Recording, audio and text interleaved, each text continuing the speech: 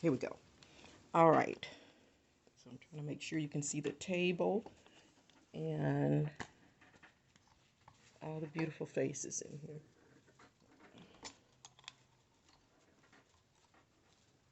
Okay. All right. So you guys probably saw on Facebook that we had our fabric crawl on last week, and we went to Monroe's, and we went to the discount fabric outlet, and we went to Haberman's. We had a great time. It was the first one. Just gonna bring it down, it's getting the ceiling instead of, there we go. And so I want to make sure everybody, okay, so this is our professional garment making class, and a lot of times people ask me, should I take this class because I need a beginner sewing class. This is a professional garment making class. This is what a beginning sewing class is. Okay, so it used to be called a basic sewing class. I don't call it basic sewing because I teach you things that were not taught in a basic sewing class that should have been, okay? So we start at the most important thing, which is taking accurate measurements. So we have talked about here in the class how you cannot measure yourself, but you need to have someone who knows how to take measurements, to take your measurements before you can begin your pattern selection. For our class, we use the, let me see the pattern, the Butterick 5627 fitting pattern. And with this, we learn how to measure and select our pattern, how to cut out, how to select materials. And it's just a basic fitting pattern that we use, and then we cut it out of the muslin. And in the process of putting this together for our fitting, we learn finishing techniques, hand sewing techniques. So today we're going to be going over how to set in a sleeve, put in a zipper, and do understitching when we add our facings. Also, we're going to hit the big thing that is not taught in a normal basic sewing class, which would be how to alter that paper pattern before you cut it out of fabric, and how to lay it out and cut it out without using pins. So my students, I've advised them to ask any questions they want to ask. And if you have any questions, just when you see the video, all you have to do is contact me here at the studio. So let's go.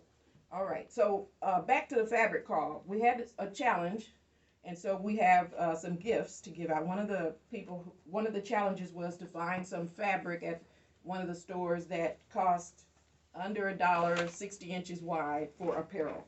So we did have a winner for that, and she is not here right now, so I won't reveal her prize until she gets here. Then we had another challenge, and that is whenever you come into the studio, you should always have your soft measuring tape on, okay? So our winner today does not have her tape on because she accidentally left it at home. We forgive her, but last week she was one of the only ones who came in and had hers on. So she has won this gift set here. And here you are, dear. Let's see. So this is one of my youngest students, and she is good. She's fabulous, you guys. She makes bonnets, and she is here just honing up her skills, okay? And so with that said, I always tell my students, be sure you come in here, do what I ask you to do. I have a lot of junk. I'm glad to give it away, okay? All right, so the first thing I want to do is make sure everybody knows that you cannot, like at any job, work unless you have the right tools. So I'm going to have one of my students, Tina, show you the tools as I talk about them. So first, I want the basic sewing tools, and then we'll go into the extended tools, okay? So the tools for basic sewing, of course, we always know you need scissors. Let's start with the big deals. We need two kinds of scissors. What is the first kind? Paper. Paper cutting, okay? And then what is the second kind? Fabric cutting. Fabric cutting, okay? So you don't have to run out and buy expensive scissors, but you do have to separate them one from the other.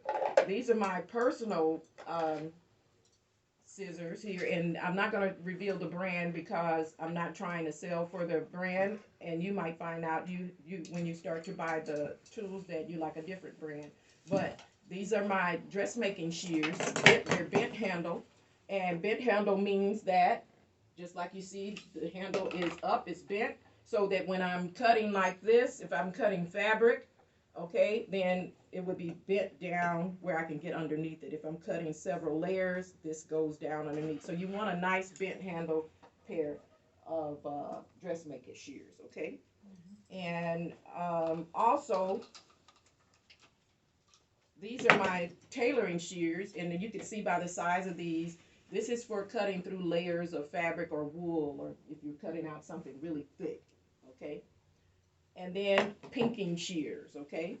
One thing that my students will tell you, I'm always saying is there is no raw edges allowed. So we talk about how to finish those raw edges. Years ago, it used to be acceptable to just pink the edges. Okay, we don't do that anymore because this class has learned how to finish edges. What is one of the ways that we can finish an edge, Tina? We can either sew it in. Okay, We can make like a blind sew in.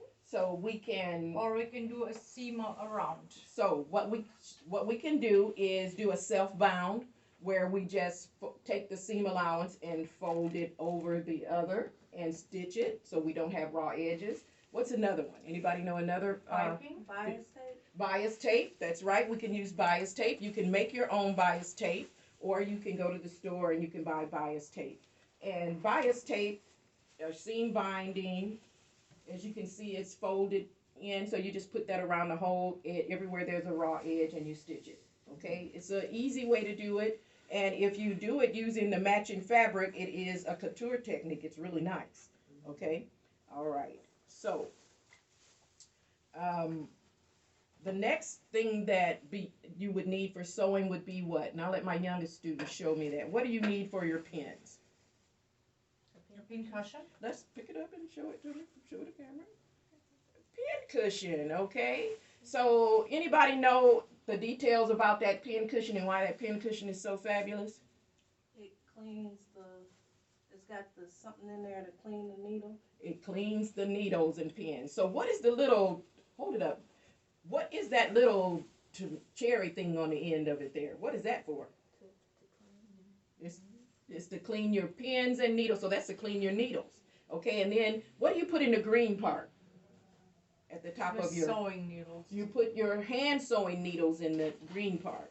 Okay, and then the red part you put your pins. Okay, for our class we like to use the pearl head pins, and we like them to be 1.25 inches at least long, and that is because when in traditional sewing classes you have to pin the fabric, the paper pattern to the fabric, and that is not a professional way to do it. Okay, so I have my students get these extended length pins with the pearl head so they can be truly aware of how many pins they're using. Okay, and if you look and you see all these just beautiful colors all over your pattern, you go, wow, I've used 172 pins, and okay, I really didn't need them, right? Yeah. Okay, and you don't want to sew over your pins. Okay, all right. Okay, so we have our paper cutting and we have our fabric cutting, we have our pin cushion and our pins. What other sewing tools do we need? Seam ripper. A seam ripper, okay? Why do we need a seam ripper? So if you mess up on a stitch, you can take it out. That's without correct. messing up the fabric. So seam rippers come in different sizes. For this class, we're going to be using these, and this is a really large seam ripper, and if you notice on the seam ripper there's a little ball here to protect the fabric, and the sharpest part is in this little U. That's the sharpest part of this. So if you're trying to rip a seam and you're dependent on this part, wrong. The part on the inside is what cuts the thread. Okay? So we want to make sure we have a seam ripper. We have hand sewing needles. We have scissors. And we talked a little bit about our soft measuring tapes. And if you have your measuring tape, go ahead and put it around your neck, everybody, because you're going to need it today. If you don't have one, go. Okay. Anybody don't have one? Okay, I'm going to give you the pink one. My special student. All right. You're welcome, dear. Got yours. Got yours. Fabulous. Okay. Thank you, Master. In this class, we also learn about the sewing, hand needles and different things, the assortment of needles you need for production. Something else that we use are fabric weights, and you're going to see us in a few minutes use these. They come in different sizes, and basically you can go into the hardware store and get washers like these and use these to, in effect, just hold the pattern down on the paper versus pinning it down, okay? All right, okay.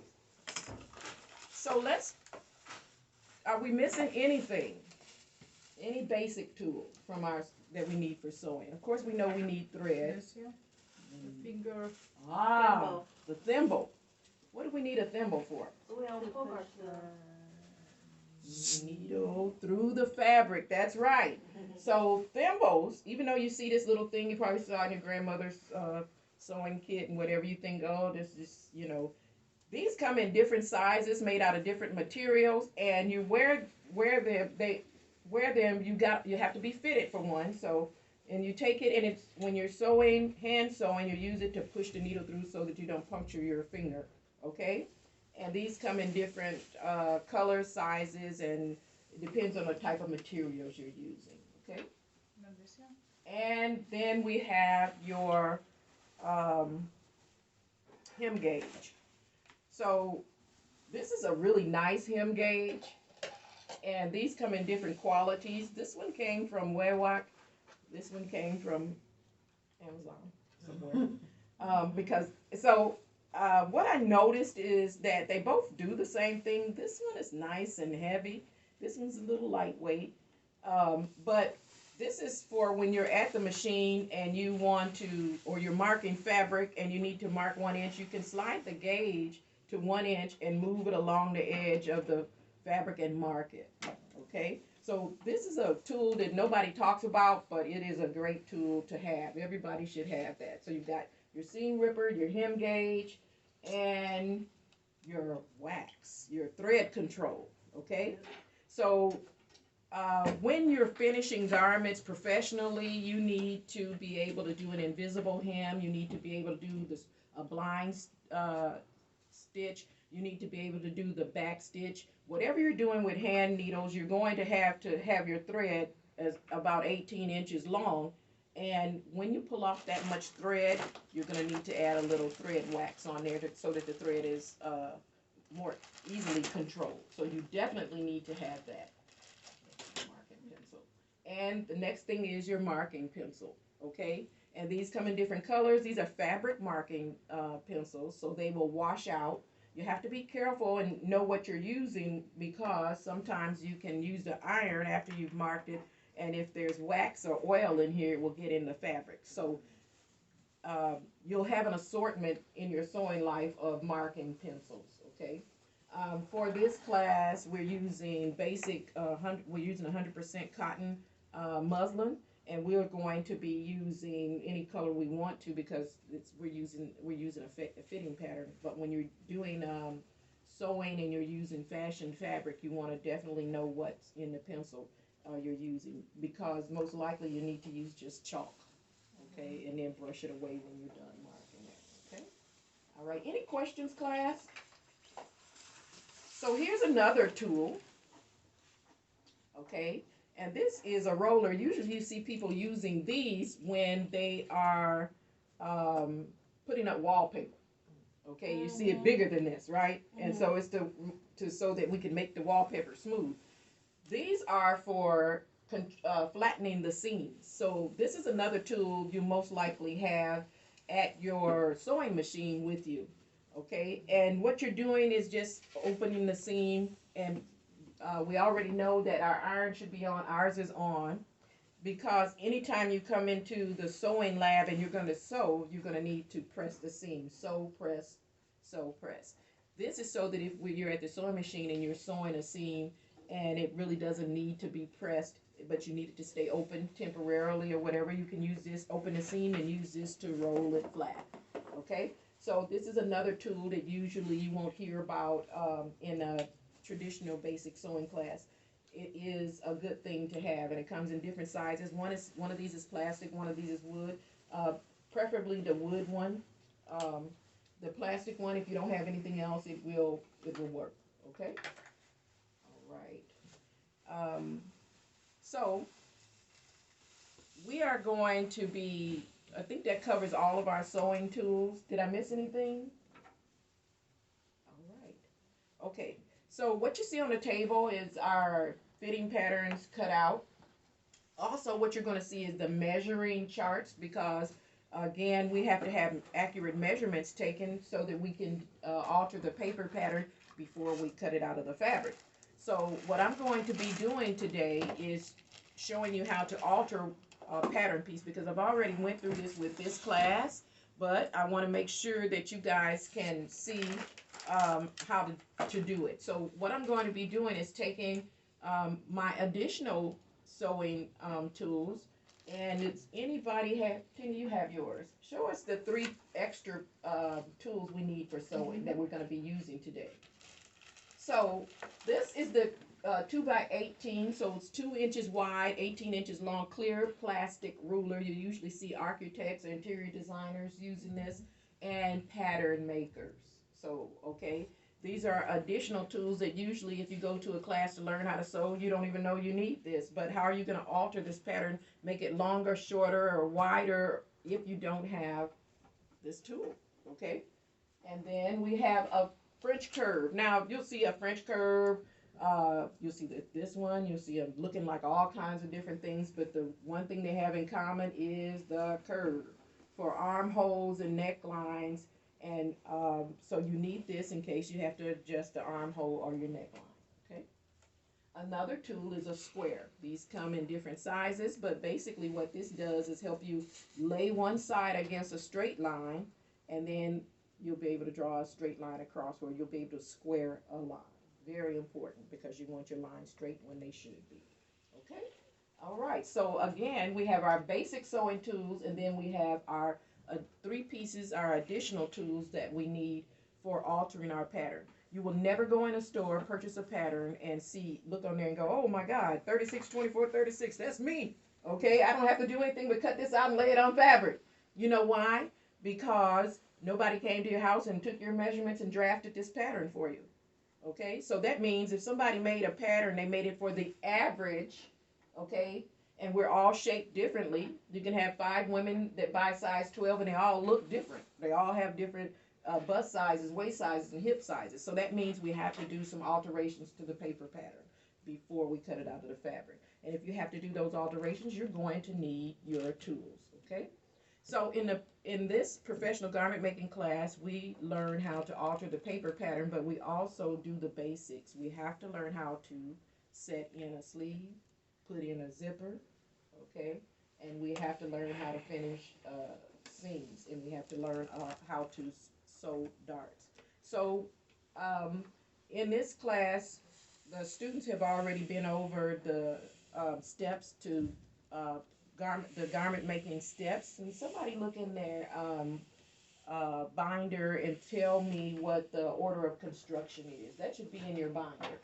It's the order of construction. So it's basically telling you, once you have your pattern altered, you lay out your pattern on your fabric, and you cut it, and you cut your pattern, your fabric out, then you need to know the order in which you need to construct the garment, okay? Now, the first thing is that you do to each piece everything that needs to be done to it before you put it together, before you construct it. Which means if you have a pattern piece for a skirt like this and you cut it out of the fabric, one thing you have to do to this piece is to close the darts. You have to sew your darts closed. So you don't put your front and back skirt, all that together, and then sew your darts in. So the first thing you have to do is close your darts, sew your darts closed. The next thing, if this had any pockets or zippers or anything to it, you would do that to that piece before you sewed your pieces together. So, Tina, what is the first, in the order of construction, what is the first thing you need to do?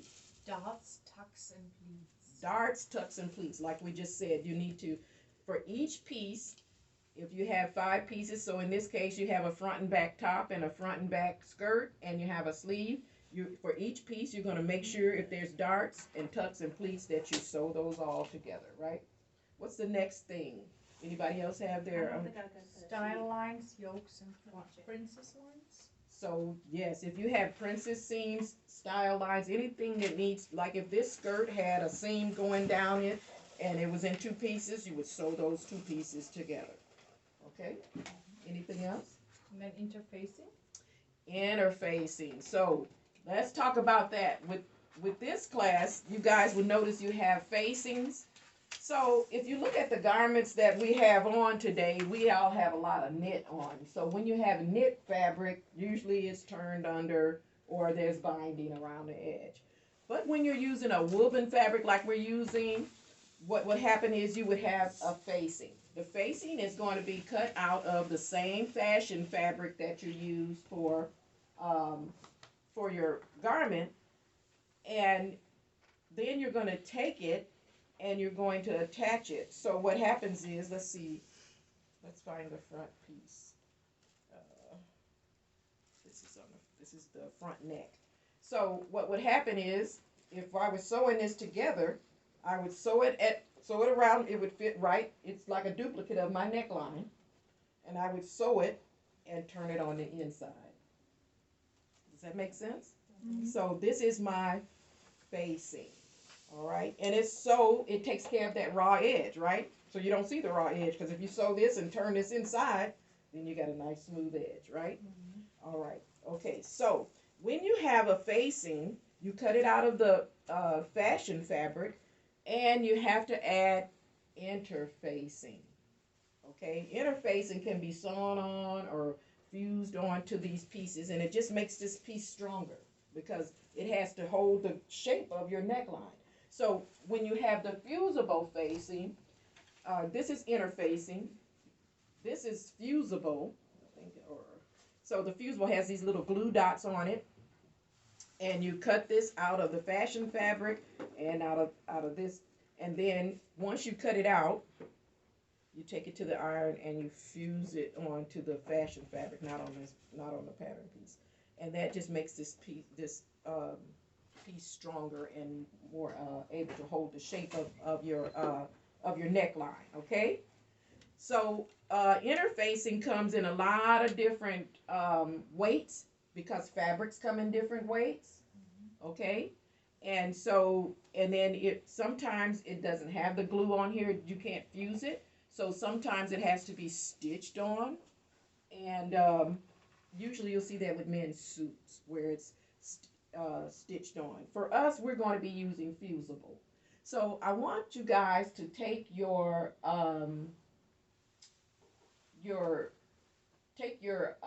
I can show you guys that really quick. I want you to take your fabric. We're using muslin, and I don't think anybody has their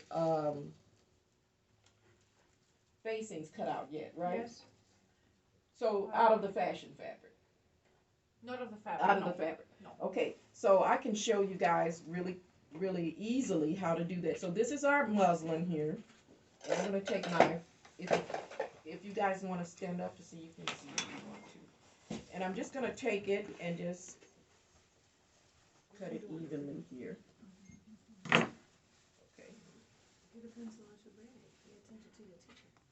All right, so this is, and you know when you buy fabric, it's doubled, so it's folded in half. This is the selvage edge, and then this is the fold. Well, one of my pieces here for my facing is cut on the fold. So when I cut it out of my fabric, I'm going to lay it on the fold, right? Mm-hmm. So I'll lay it here. And also, I want to make sure that I'm laying it on the fold and that my grain is straight. So basically, if I just lay this right on the fold, and I'll try one of these little cheap weights I have. Oh, it's not that bad. Okay. All right, so I will lay it there, and that's my front. So if I cut this on the fold, I'm going to end up with one piece that's like this.